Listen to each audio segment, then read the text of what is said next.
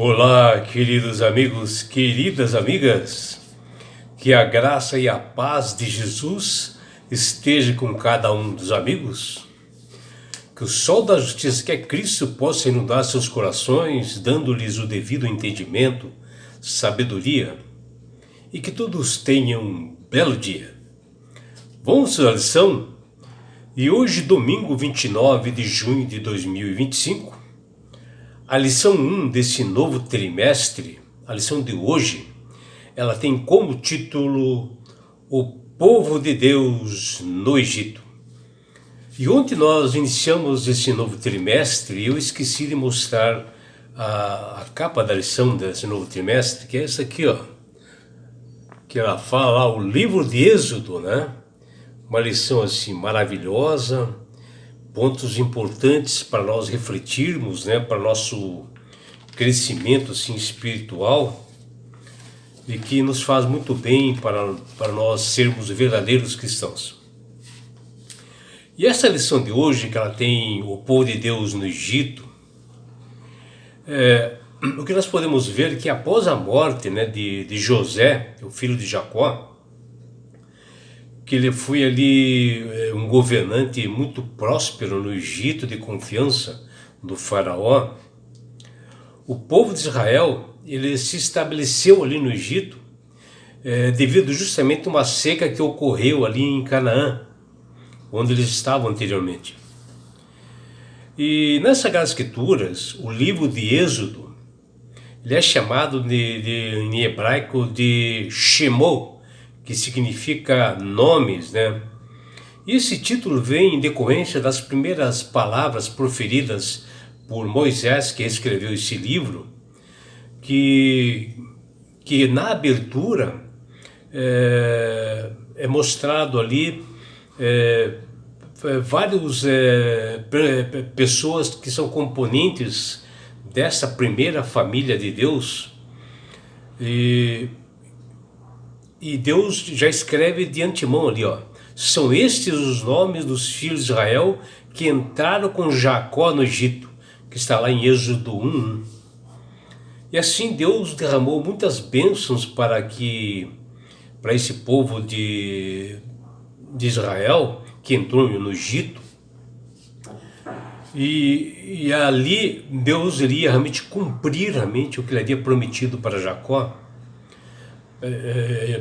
Prometido também mais para Abraão, que ele seria um pai de muitas famílias, né? Seria o pai da fé, e que realmente de fato ocorreu. No Egito, no início, quando o povo de Israel se instala ali, era um número assim bem reduzido, né? Tanto é que no livro de Êxodo, no seu primeiro versículo, já diz o nome dos filhos de Israel que entraram no Egito ali, porque era um número pouco, assim, era um povo pequeno. Mas no decorrer do tempo ali, se instalando ali no Egito, eles foram muito abençoados grandemente pelo Senhor, e sim, de uma forma extraordinária, eles prosperaram, e o povo de Israel começou a crescer assim, assustadoramente, em número de pessoas, que até os egípcios, assim, até o faraó ficaram preocupados pelo crescimento do povo de Israel. Porque Deus diz realmente para o povo de Israel, e está lá na Sagrada Escritura, diz lá, foram fecundos, aumentaram muito e se multiplicaram e se tornaram extremamente fortes, de maneira que a terra encheu-se deles, que está lá em Êxodo 1, versículo 7. E também quando eles saíram ali do Egito, eles já eram assim, cerca de 600 mil que andaram a pé lá do Egito, né, junto com Moisés, para se ver a grandeza e o poder de Deus, onde ele se cumpriu essa promessa. Somente homens, né, que é 600 mil que menciona aqui, sem contar mulheres e crianças, que diz lá em Êxodo 12, 37. Assim, podemos ver o cumprimento da promessa de Deus a Abraão. E com isso o faraó do Egito quis interromper esse crescimento porque ele estava preocupado em que os israelitas se apoderassem todo do Egito. E ele assim, o faraó estabeleceu decretos e submeteu ao povo de Israel à escravidão, para que realmente eles não aumentassem e não dominassem o Egito, que está lá em Êxodo 1:7. E foi de forma assim cruel, né, que esse faraó tomou essas rédeas assim com dura servidão para cima dos israelitas, que eles realmente sentiram na pele essa escravidão. Eles foram submetidos a trabalhos escravos pesados, né? E quando o Senhor libertou o seu povo da escravidão, e ele abrir assim o mar vermelho e derrotar o exército do faraó, do Egito, o mais poderoso da terra, ali foi revelada uma grande vitória e vitória espetacular de Deus sobre as forças do mal. Porque quem não queria realmente que o povo se instalasse ali no Egito era o inimigo, era Satanás, né?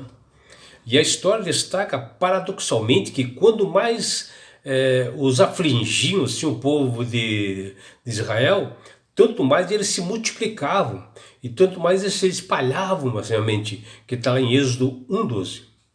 E não importa realmente as intrigas, né, humanas, né, as contendas que o inimigo faz realmente conosco, Deus ele é soberano e ele salvará seu povo a qualquer custo, porque ele está no comando do mundo, mesmo que as circunstâncias pareçam desesperadoras na nossa perspectiva, né?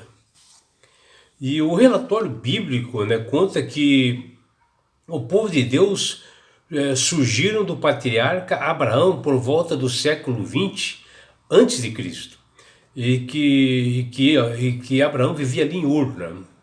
E na Mesopotâmia, onde recebeu assim, uma promessa de Deus, que ele sairia ali daquele lugarejo, e eles seriam uma grande nação se o adorassem como único Deus. Abraão, conforme a orientação divina, ele foi para a região de Canaã, que hoje é a Palestina, onde existe essa briga entre Israel e os muçulmanos e palestinos ali nessa guerra que nós conhecemos hoje. Ali realmente era esse lugar. E nessa localidade os hebreus fixaram-se na região do Vale do Rio Jordão, que tinha assim muitas terras férteis, produtivas. E eles resolveram sair de Canaã, a terra que Deus havia prometido para eles, e foram para o Egito devido a uma grande seca que afetou sua região.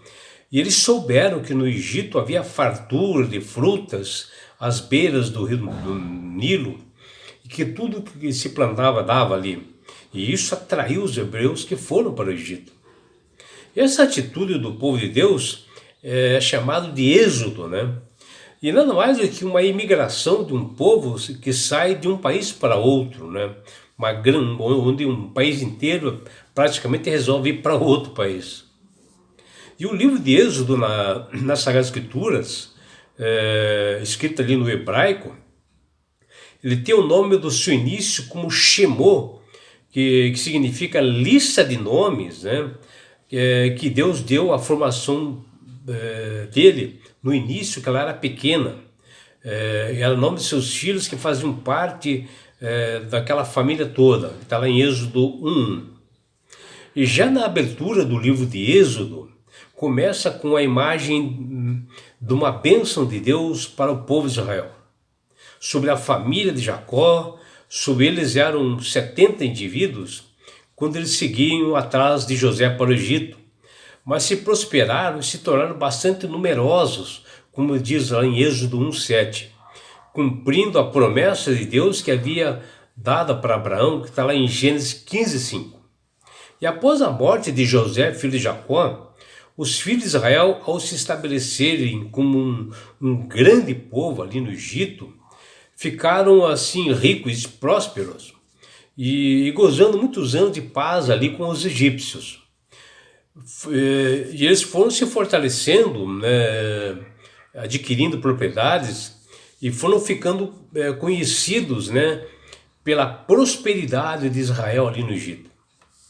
E isso tornou-se um problema para eles. Até que se levantou um novo rei do Egito, né, um faraó, que ele não conhecia os trabalhos que José havia feito lá, que está lá em Êxodo 1:8. Era um rei do Egito que não conhecia todo essa administração que José fez e que fez crescer aquela nação. O que ele havia feito no Egito, o que ele havia levantado aquela nação.